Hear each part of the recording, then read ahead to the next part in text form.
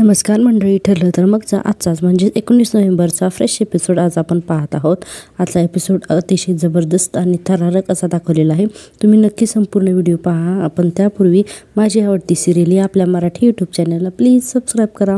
तर इथे दाखवलेलं आहे पूर्णाजी हॉलमध्ये येतात आणि विमलला हाक मारत असतात की विमल तू कुठं आहेस.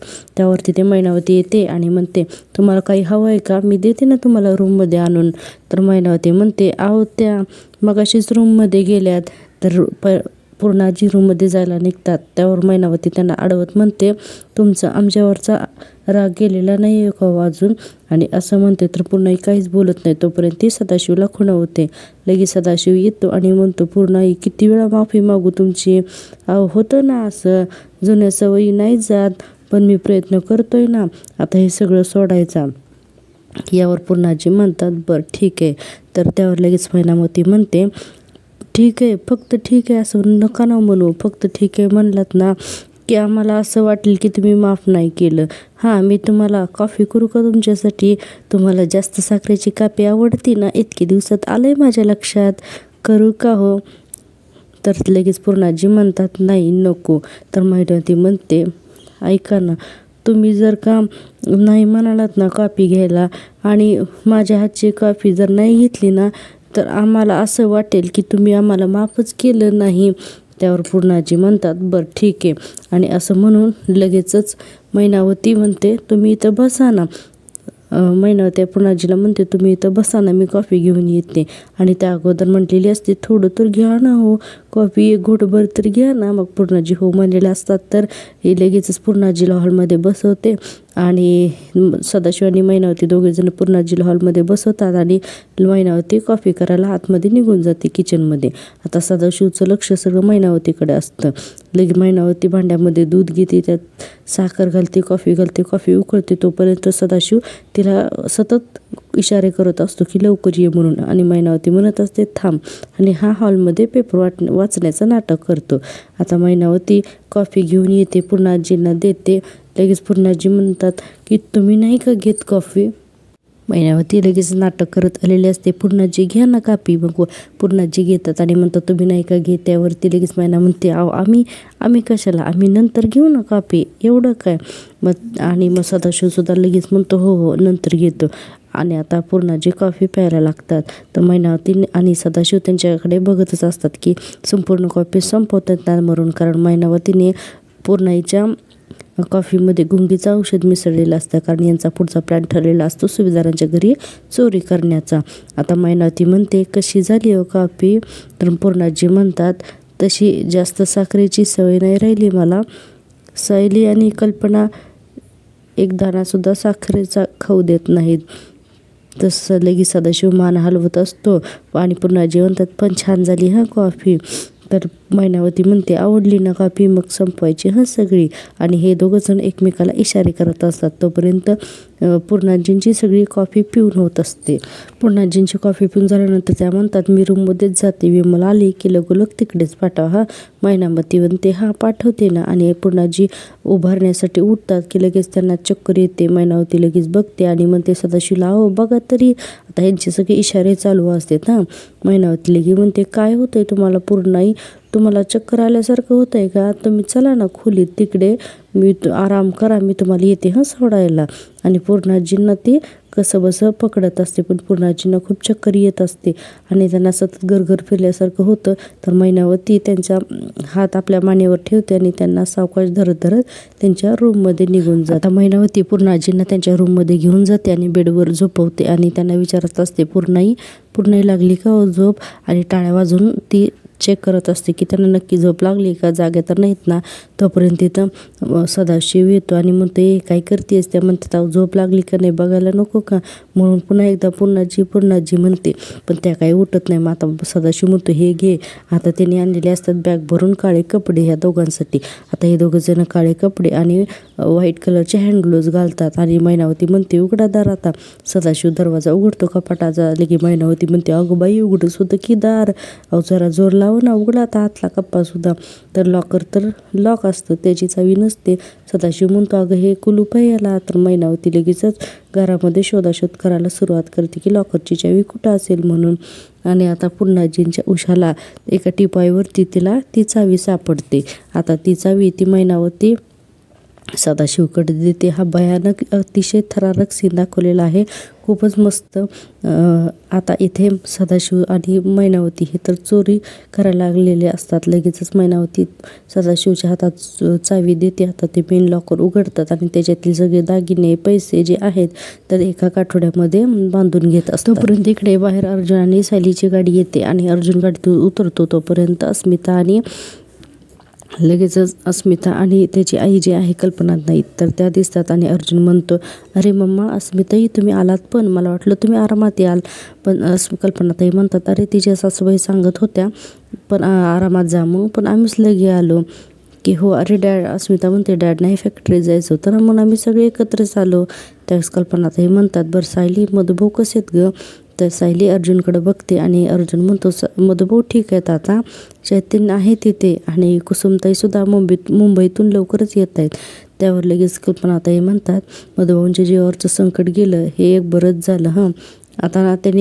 आता मधुभाऊंनी कोमातून लवकरात लवकर बाहेर यावं. अर्जुन सायलीकडे बघत म्हणतो मधुभाऊ लवकरच बरे होतील हं. आणि म्हणतो की चला जाऊयात. आता अस्मिता, विमल, कल्पनाताई, अर्जुन आणि सायली हे सगळेजण घरात येतात आणि अस्मिता जोरजोरात पूर्णाई म्हणून हाक मारत असते आणि म्हणते कुठं राहिली पूर्णाजी, मी तिला सांगणार आहे माझ्या सासूबाई चिडल्यात की ती आली नाही हं माझ्याकडे म्हणून. त्यावर लगेच कल्पनाताई म्हणतात की हे बघ अस्मिता, आता त्या त्यांच्या रूममध्ये आराम करत असतील तर तू त्यांच्याशी आता नंतर बोल हं. तर सायली म्हणते मी पटकन आवरून घेते, आपण जेवणाची तयारी करू. तर कल्पनाताई म्हणतात हे बघ तू पटकन खालती येऊ नकोस, तशी तुझी खूप दगदग झाली. तसंही आम्ही दोघी जेवून आलोत, आता फक्त तुमच्या दोघांच्या जेवणाचं काय ते मी आणि विमल बघतो. तोपर्यंत अश्विन आणि प्रिया तिथे येतात आणि लगेच म्हणते बरं झालं अश्विन आपण बाहेरून जेवून आलो म्हणून, नाहीतर आत्ताही किचन आपल्याला ताब्यात मिळालंच नसतं. तर कल्पनाताई म्हणतात अगं इतक्या वेळ तर किचन रिकामच होतं. हां पण तू जर घरामध्ये असतीस तर तुला स्वयंपाक करायला अगदी निवांत वेळ मिळाला असता. आणि पुढे कल्पनाताई म्हणतात की पण काय आहे ना की त्या करताना इच्छा असावी लागते. तर लगेचच अश्विन आणि प्रिया तोंड वाकडं करून बसली असते. अश्विन म्हणतो सोड ना मला ना, आता या गोष्टीवरून वाद नको आहेत हां आता. आणि सायली म्हणते की अहो आपण आत्ता साईबाबांशी बोलून घेऊयात का. तर लगेचच अर्जुन म्हणतो आत्ता नको, डॅड आणि पूर्णाजी असेल तर नक्कीच बोलूयात. आता इकडे मैनावती म्हणत असते अरे देवा कर्मा, माझ्या घरचे लोक आले वाटतं, आता काय करायचं. ते कपाट लावा तुम्ही पटकन आणि चला लवकर घ्या आता म्हणून ते त्यांचं दागिने घेतलेलं गाठोडं सगळं आहे ते उचलणारच असतात. पण इतक्यात सदाशिवच्या हातून तिथला एक पॉट खाली पडतो आणि त्याचा आवाज होतो. आता सदाशिव आणि मैनावती एकमेकांकडे बघतच राहतात आणि तोपर्यंत हॉलमध्ये आवाज पोचलेला असतो. आता हॉलमध्ये तो पॉट पडलेला आवाज आलेला असतो. तोपर्यंत मैना म्हणते अहो ते ठेवा लवकर, आणि जे घेतलेले गाठोडे घेऊन दोघेही मागच्या दाराने पळायला लागतात. आणि सायली पाहते की दरवाजातून कोणीतरी पळतंय काळे कपडे घातलेलं. ती म्हणते चोर कोण पळतंय तिकडे, चोर आहेत म्हणून जोरजोरात ओरडायला लागते. आणि मग घरामध्ये असलेले अर्जुन, अश्विन, प्रिया, कल्पनाताई, विमलताई हे सगळेजण त्या चोरांच्या पाठीमागे घराच्या बाहेर येऊन धावायला लागतात. आता इकडे अर्जुन फास्ट पुढे येतो आणि त्या दोघांना पकडायला सुरुवात करतो. तोपर्यंत अश्विन सुद्धा त्याची मदत करत असतो. अश्विन, अर्जुन, सायली तिघजण मिळून त्या दोन चोरांना पकडत असतात, कारण त्यांनी दोघांनीही तोंडाला पॅक बांधलेलं असतं, त्यामुळे त्यांना माहितीच नसतं की हे दोघे कोण आहेत म्हणून. सायली खूप प्रयत्न करते आणि खूप प्रयत्नानंतर तिला मैनावती पकडायला सापडते तरी. तोपर्यंत इकडं अंगणामध्ये अस्मिता, विमल, प्रिया आणि कल्पनाताई आलेल्या असतात. पण या चौघीजणी फक्त पाहत असतात, कुणी यांची मदत करत नाही. फक्त हे तिघेजणच त्या चोरांना पकडत असतात. पण सुरुवातीला आता सायली जेव्हा मैनावतीला पकडण्याचा प्रयत्न करत असते तेव्हा तिचा पहिल्यांदा ती हात घट्ट पकडते. तिच्या हातात गाठोडे असतात त्या दोघांच्या सुद्धा. आता सायलीला थोडा संशय येतो की त्या मैनावतीच्या हातावरून की ही कदाचित मैनावतीच असेल म्हणून. आणि मग त्यावेळेस सायली काय करते की पटकन तिच्या तोंडावरती जो काळा कपडा आहे, म्हणजेच काळा मास्क घातलेला असतो, त्यांनी प्रॉपर चोरांचे कपडे घातलेले असतात. तर लगेच सायली त्या मैनावतीच्या तोंडावरून कपडा काढते. मैनावती नाही नाही म्हणत असते, पण सायली एका हाताने तिचे 2 हात घट्ट पकडते आणि दुसऱ्या हाताने तिच्या चेहऱ्यावरचा मास्क काढते आणि सगळ्यांना मैनावतीचा चेहरा दिसतो. सगळे आश्चर्यचकित होतात. सगळ्यांचे चेहरे अगदी घाबरलेले आणि आश्चर्य व्यक्त केलेले दिसतात. आता हे सगळं बघून अर्जुन पटकन सदाशिवच्या पण चेहऱ्यावरचा कपडा काढतो आणि तो सदाशिव असतो. आणि पुन्हा सगळेजण चकित होऊनच पाहत असतात की हे 2 चोर म्हणजे सदाशिव आणि मैनावती आहेत. बापरे, सगळ्यांना इतका आश्चर्याचा धक्का बसलेला असतो की काही कोणाला काय बोलावं ते सुचतच नसतं. तेवढ्यातच लगे अस्मिता म्हणते, मैना काकू, सदा काका, तुम्ही आमच्या घरात चोरी करून पळून जात होतात. बापरे, सगळ्या आश्चर्याने पाहत असतात. सायलीला तर ना खूपच टेन्शन आलेलं असतं की हे काय सगळं म्हणून. अश्विन त्याच्या हातातले गाठोडे अर्जुनकडे देतो आणि म्हणतो, दादा बघूयात काय आहे ते. तोपर्यंत सायलीसुद्धा तिच्या हातातलं मोठं गाठोडं हिसकावून घेते, सोड म्हणून. आणि अर्जुन पाहतो तर आतमध्ये सगळे सोन्याचे हार, नेकलेस आणि पैसे असतात. सगळे बघून खूपच आश्चर्यचकित होतात की या सदाशिव आणि मैनावतीने चोरी केली. आता हे सगळ्यांच्या लक्षात आलेलं असतं. अश्विनसुद्धा चकित होऊन फारच पाहत असतो की अरे सगळं काय म्हणून. बापरे, असं कल्पनाताईंना तर खूपच मोठा शॉक बसतो. अर्जुन पाहतच राहतो. त्या गाठोड्यातील सगळे दागिन्यांनी पैसे काढतो एकदमच. तोपर्यंत कल्पनाताई म्हणतात, तुम्हाला तुमच्याच मुलीच्या घरात चोरी करताना काहीच कसं वाटलं नाही हो. तर सदाशिव म्हणत, ते मी असं करत असतो सदाशिव. तोपर्यंत सायली म्हणते, आता आणखीन खोटं बोलू नका हां बाबा उत्तर देण्यासाठी. माफ करा, पण बाबा हा शब्द मी तुमच्यासाठी वापरला आहे. हा असा पवित्र शब्द वापरण्याची लायकीसुद्धा नाही आहे तुमची. आणि आता सदाशिव तिच्याकडे बघत नसतो. सायली म्हणते, आणि तुमचं नातं कुणाशी सुद्धा असू शकत नाही, कारण तुमचं नातं फक्त आणि फक्त पैशाचे असू शकतं. प्रिया तर डोळे मिटूनच घेते. तवर मैनावती म्हणते, अगं असं बोलू नकोस गं पोरी, आम्ही ती चोरी वगैरे करत नव्हतो. अर्जुन म्हणतो, नाही मग हे काय, हे बघा हे कॅश, दागिने. आणि सायली म्हणते, ही चांदीची भांडी, हे सगळं कुठून आलं मग, तुम्ही चोरी करत नाही म्हणताय ना. तर मैनावती म्हणते, नाही ते आम्ही ना, ते ना सदाशिव आणि ते दोघंही सांगण्याचा प्रयत्न करतात. तोपर्यंत अर्जुन म्हणतो, काही बोलू नका, तुम्ही या घरात आल्यापासून मी बघतोय तुमची नजर फक्त आमच्या पैशांवर आहे. आणि याआधीसुद्धा तुम्ही खूप वेळ चोरी करण्याचा प्रयत्न केला होता, हे काय आमच्या लक्षात येत नाही का. पण आज फायनली पकडले गेलात तुम्ही. आता सगळेजण बघत असतात. आता अर्जुन त्या गाठोड्यामध्ये ते सगळं ठेवून देतो. तोपर्यंत प्रिया म्हणते, मी हेच सांगत होते की ही माणसं सरळ नाही आहेत, त्यांना घराबाहेर काढा. पण त्यावर कोणीच ऐकलं नाही, माझ्यावर त्यांनी कोणीच विश्वास ठेवला नाही. आता सगळेजण प्रियाकडे पाहत असतात. प्रिया म्हणते, तेव्हाच माझ्यावर विश्वास ठेवला असता तर आज माझ्यावर नाही वेळच आली नसती. कल्पनाताई म्हणतात, अहो सायलीला तिचे आईवडील मिळाले, मग आम्ही सगळे किती आनंदात होतो. आणि तीसुद्धा तुम्हाला अगदी मनापासून आनंदाने जपत होती, आणि तरीसुद्धा तुम्हाला असं करावं का वाटलं असेल बरं. आणि पुढे अस्मिता म्हणते, कसली कमी पडली होती तुम्हाला या सुविधांच्या घरात. तुमचं खाणं पिणं सगळंच तर तुमच्या मनासारखं होत होतं ना या घरामध्ये, तरीही खाल्ल्या ताटात घाण कराविषयी का वाटली असेल तुम्हाला. त्यावर लगेच सायली म्हणते, आता बोला ना, आता कशाला गप्प बसलायत, आता द्या उत्तरे. प्रत्येक वेळेला तुमच्याकडे उत्तरे तयारी असतात ना सगळी, फक्त खोटी उत्तरे असतात. हो ना. सदाशिव आणि मैनावतीचे चेहरे तर दाखवले आहेत. अस्मिता म्हणते, आता कसे बोलतील, तू त्यांना तंबी दिलीस ना की खोटारडेपणा करायचा नाहीस, खोटी उत्तरे द्यायची नाहीत, मग कसं तोंड उघडतील हे. सायली म्हणते, नाही तुमचं सगळ्यांचं बोलणं झालं असेल ना, तर चुकून माकून एखादी गोष्ट खरं बोलायची राहिली असेल तर ती तुम्ही बोलू शकता हां. आता प्रियासुद्धा हे सगळं बघत असते. तोपर्यंत अश्विन म्हणतो, चोरी करून पळून जाताना रंगेहात पकडल्या गेल्यावर काय बोलणार आहेत ही दोघं जण. अश्विन खूप संतापलेला असतो. अश्विन म्हणतो, यांना असंच रंगेहात ते फ्रॅक्चरचं खोटेपणा करताना मी पकडलं होतं, पण त्यावेळेस तुम्ही त्या सगळ्यांना मी चुकीचं वाटलं होतं ना. अर्जुन त्याला सांगायचा प्रयत्न करतो, पण सायली तेवढ्यात म्हणते, नाही अश्विन भाऊजी, त्यावेळेससुद्धा ना तुम्हीच बरोबर होतात, कारण ही माणसं ढोंगी आणि लबाड आहेत. आता अश्विनसुद्धा बघत असतो की सायली काय बोलते ते.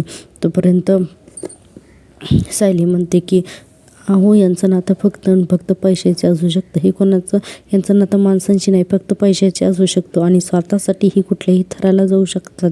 ही माणसं ती बघताय ना तुम्ही. आता लगेचच कल्पनाताई म्हणतात, बघा तुमच्या वागण्यामुळं तुमच्यावर ही वाईट वेळ आली, तुमची सख्खी मुलगी तुमच्याबद्दल असं बोलतीये. तर सायली म्हणते, नाही आई, असं काही नाही आहे, कारण मी यांची सख्खी मुलगी नाहीच आहे. आता हे ऐकल्यानंतर सगळ्यांचे चेहरे एकदम ब्लॅक अँड व्हाईट दाखवले आहेत. सगळ्यांचे एक्सप्रेशन खूपच मस्त इथं दाखवलेले आहेत. सगळ्यांनी ॲक्टिंग इथं ना खूपच छान केलेली आहे. सगळेजण पाहत असतात की सायली असं काय बोलते. तोपर्यंत अस्मिता म्हणते, मी यांची मुलगी नाही आहेच म्हणजे. सायली म्हणते, म्हणजे मी यांची मुलगी नाही याचा अर्थ हे माझे जन्मदाते नाही आहेत, यांनी मला जन्म दिलेला नाही. आता पुढे सायली म्हणते की तो एक खूपच मोठा गैरसमज झालेला होता आणि माझं या दोघांशी कुठलंही नातं नाही आहे. आता सगळ्यांना कळतच नाही की आता काय बोलावं. ती सदाशिव आणि मैनावतीसुद्धा भांबावून जातात की बापरे असं काय म्हणते. मैनावती म्हणते, अगं नाही नाही पोरी, असं बोलू नको गं, अगं आमची चूक झाली गं, पण म्हणून तू काय आता असं बोलणार आहेस का. नाही नाही म्हणून तिच्या हाताला हात लावत असते, गालाला हात लावायचा प्रयत्न करते आणि म्हणते, नाही गं पोरी, आमच्याशी नातं नको गं तोडू, ऐक गं पोरी, मी आई आहे गं तुझी. तोपर्यंत अर्जुन म्हणतो, नातं तोडायला ते अगोदर असायला तरी हवं ना. आता अर्जुन असं म्हटल्यानंतर अर्जुन पुढे म्हणतो की आता क्लिअर झालेलं आहे की तुम्ही सायलीचे आई बाबा नाही आहात ते. आता हे सगळेजण पुन्हा पाहत असतात सगळेजण. कल्पनाताई म्हणते, अरे पण तुम्हाला दोघांना हे अचानकच का वाटायला लागले. तर सायली म्हणते, नाही आई, हा अचानक लागलेला शोध नाही आहे, आम्ही बरेच दिवस झाले यांचा खोटेपणा शोधण्याचा प्रयत्नच करत होतो. आता त्यावरती अर्जुन म्हणतो, हो मम्मा, हेच कर आहे. अश्विनी जेव्हा यांचं खोटं फ्रॅक्चर पकडलं होतं ना, मला तेव्हाच यांच्यावरती डाऊट आला होता आणि त्यानंतर म्हणून मी सायली आणि मैनावतीची DNA टेस्ट करून घेतली आणि त्यानंतर पुढे जो काही प्रकार घडला होता तर तो सगळं अर्जुनने सगळ्यांना सांगितलेलं आहे. पण ते इथं म्युझिकली दाखवलेलं आहे की अर्जुनने कसे सायलीला DNA रिपोर्ट्स दाखवले की ते रिपोर्ट्स कसे मॅच झाले आहेत ते. त्यानंतर मैनावती आणि सदाशिवने कसं सांगितलेलं असतं की मातृ चाळ आहे आणि तिथं मावशी राहते हे सगळं. त्यानंतर त्या बाईने जे सांगितलेलं आहे की सदा आणि मैनावतीने बबलीला विकलं होतं पैसे देऊन. आता हे सगळं अर्जुन घरच्यांना सांगत असतो. घरचे खूप आश्चर्यचकित होत असतात. अर्जुन म्हणतो, बापरे दादा, हे सगळं किती हॉरिबल आहे. अर्जुन म्हणतो, हो. तोपर्यंत प्रिया म्हणते, खूप भयंकर आहे बापरे हे, पण याने हे सिद्ध होत नाही आहे की हे तुझे आई बाबा नाही आहेत म्हणून. आता सायली बघतच राहते आणि त्याच्यानंतर कल्पनाताई म्हणतात, खरं आहे सायली, हे तुझे आई बाबा नाही आहेत की हे कसं सिद्ध होतं आहे आणि तुला कोणी सांगितलं की हे तुझे आई वडील नाही आहेत म्हणून. तर सायली म्हणते, मला हे सगळं मधुभाऊंनी सांगितलेलं आहे. तर कल्पनाताई म्हणतात, मधुभाऊंनी. आणि अस्मिता म्हणते, अगं काय, हे कसं शक्य आहे. अगं अस्मिता की अगं सायली, मधुभाऊ तर बोलू शकत नाही आहेत ना. तर सायली म्हणते, हो, पण आम्ही जे काही बोलतोय ते त्यांना कळतंय आणि ही गोष्ट आम्हाला डॉक्टरने अगोदरच सांगितलेलं होतं. आता प्रियाचे तर 10-20 दान आणले. तोपर्यंत सायली म्हणते, आणि आम्ही विचारलेल्या प्रश्नांना ते उघड डोळे झाप करून विचारलेल्या प्रश्नांची उत्तरं देत होते. अर्जुन म्हणतो, हो, हे खरं आहे. आणि ही जी गोष्ट जेव्हा सायलीला कळली तेव्हा आम्ही प्लॅन केला की या दोघांना मधुभाऊंच्या समोर उभं करायचं म्हणून. आणि तसंच घडलं, कारण कुमार जाण्या अगोदर मधुभाऊंनी मला सांगितलं होतं की सायलीचे आई बाबा जिवंत आहेत म्हणून. बापरे, प्रियाला तर एवढा मोठा शॉक बसलेला असतो की तिला यातलं काहीच माहिती नसते. अश्विनसुद्धा पाहत असतो. अर्जुन म्हणतो की आता सायलीचे आई वडील कोण आहेत हे फक्त आणि फक्त मधुभाऊंनाच माहिती होतं. आणि सायली म्हणते, आणि या दोघांना बघून मधुभाऊंनी डोळ्यांची उघडझाप करून लगेचच मला उत्तर दिलं की सदाशिव आणि मैनावती ही दोघीजण माझे खरे आईवडील नाही आहेत म्हणून. तर मैनावती पत्र पाहतच राहते. अस्मिता म्हणते, बापरे, म्हणजे हे दोघंजण तर पूर्णपणे फ्रॉडच निघाले ना.